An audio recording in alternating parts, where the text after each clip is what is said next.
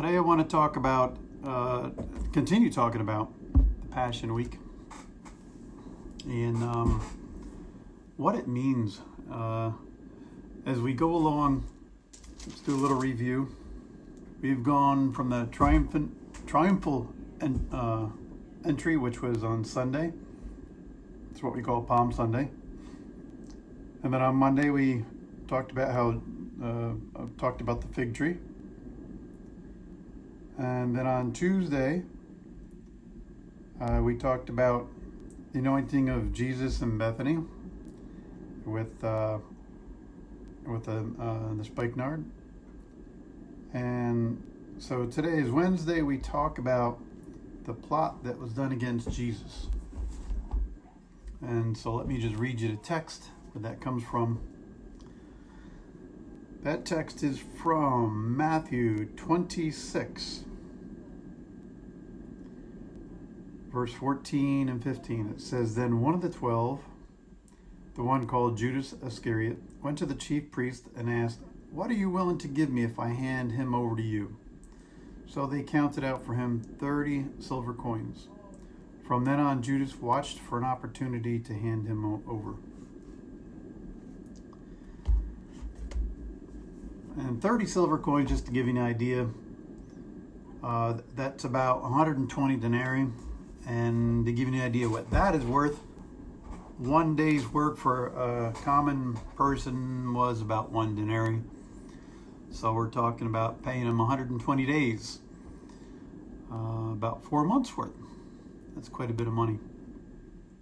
That was enough to kick Judas over and make him flip. And so if you think about the price that was put on Jesus' head, 4 months worth of wages, 120, 120 denarii. And it's like, is that the best that you could do? Is that the best price that there is on this man's head? And it's interesting that he didn't barter for any more.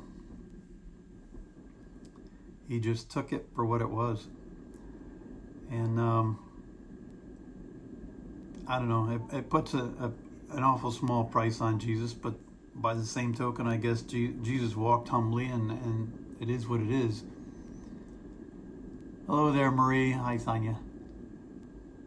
And so I was thinking about those two things, and then I thought to myself the next logical step, which is, what kind of price do I put on Christ's head? And what I mean is this: to Judas, money was his God, and so money, if you think about it in raw terms, money was the thing that made him kick over, made him turn over. Everybody's got their point that of temptation that really tempts them. It could be anything from food, house, sex, power. Pick something.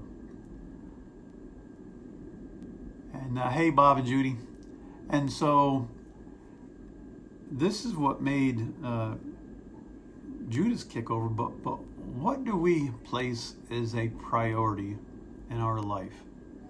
What do we put in there in front of Christ? What do we have in our life that we would prefer instead? We'd rather have that than this. And so as we go throughout this Holy Week, I try to put myself in there, and I want you to think about just priorities in your life. What you put first. Is Jesus first in your life? It's very challenging world that we live in now more than ever, because we have so many temptations. There's so many ways that we can just get distracted along the way or have priorities. It was funny, last night and things change, and so do these things that change rock our boats? Hi, Blake, and hi, Barbara. Do these things rock our boats? The changes that we've had to do are, church online. And so did that shipwreck us? Or is it causing us to think outside our box a little bit? And how is that going to change things? We can hold church in such a high regard outside of Christ that we become religious and just about, pick something and we can hold it in too high of regards. And so Jesus has to be number one. And I think this whole COVID thing has put a lot of us, put the pressure on us to really think about what our priorities were and to rearrange. And I'm hoping it does do that for a lot of people, rearrange their life. Hey, Linda. Because, it's interesting. It was about a week before the whole church shut down and the whole COVID thing, people were talking about it, and I was kind of poo-pooing it. It's like, yeah, it ain't no thing. It's just a glorified virus, it's another flu. And then, but things got beyond that. But at that point, I was thinking to myself, it seems like things are really speeding up. And we had worship practice. It was a Thursday night, and there was a couple of people that were there. And we just got talking together, and we were discussing it.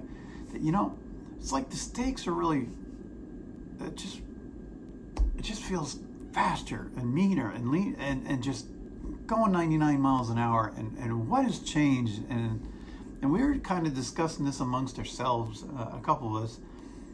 And it's funny at that point, it's like, we couldn't even put our finger on it, but it seemed like everything had just speeded up. And then boom, the decision was made that following Sunday that, we're going to need to close down the church to honor what the state's trying to accomplish and keep people safe and get through this COVID a lot quicker. And ever since that shutdown, it's helped people to rearrange their lives and rediscover priorities. It's put a lot of undue pressure on other people who still have to work, and now they're working 10 times harder, and that's no fun. But for those who are spending more time at home, it's enabled you hopefully to rearrange your priorities to get things done that you haven't gotten done in a long time, to spend time with your wife or husband if you haven't done that a lot, maybe develop a hobby.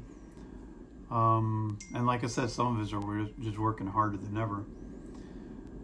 But I challenge you during this time of Holy Week to look at what are your priorities. I'm trying to think of a more eloquent way to say this, but ask God to show you if there are any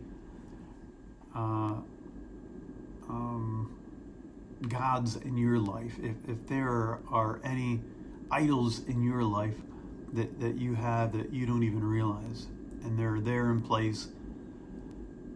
Ask God just to reveal them to you, and ask Him to help you shape your priorities and put things in line right. It's funny, in America we think that money is so important and we base everything on money.